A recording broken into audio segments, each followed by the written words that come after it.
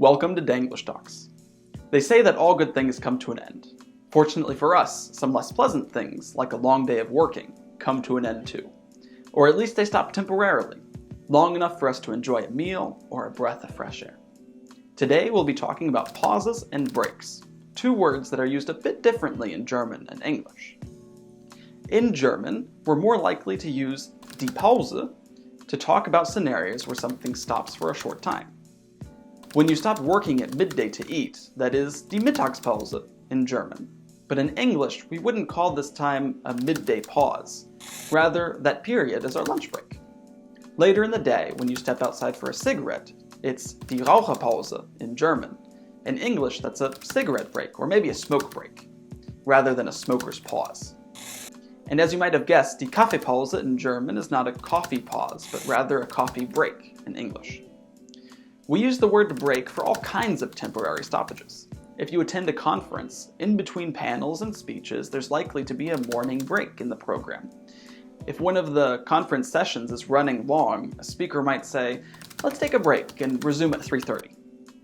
If your neighbors are being loud and you've had enough, you might shout, "I need a break from all this noise." And if you try to ask for help in a store from an employee who doesn't seem to want to assist you, they may tell you, "Sorry, I'm on break," before going back to scrolling through their phone. When we're planning to rest, we say it's time to take a break, not make a break. It just doesn't sound quite right in English, so be sure to say "let's take a break" with a T. We even use the word break to talk about stopping or sometimes ending a relationship. If someone says that she and her boyfriend are on a break, this means that they have decided to place their relationship on hold temporarily. However, to break up with their boyfriend, that's more likely to be a permanent end to the relationship. But hold on, let's pump the brakes for a minute, because this one's tricky. If your friend said that she was thinking about putting the brakes on her relationship, this could also mean that she simply wants to slow things down, because the relationship is progressing way too fast. In English, we use the word pause only in a few situations, much less often than in German. We use it very commonly with videos or recordings. For example, "Would you mind if we pause the movie while I go to the bathroom?"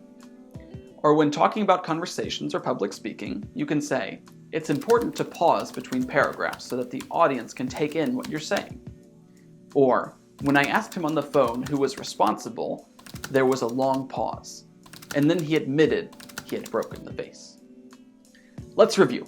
Most pauses in German, for example, smoking, for lunch, for coffee, are going to become breaks in English. But if you've missed those, you might say, "I haven't had a break all day." To be on a break in a relationship is probably temporary, but to put brakes on a relationship could mean you simply want to slow it down. But a breakup means that it is over, done, kaputt. And yes, we do use the word kaputt in English. We just spell it with one T. Thanks for giving us such a great word. We love it.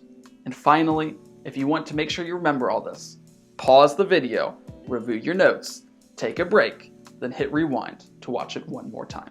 We out like that.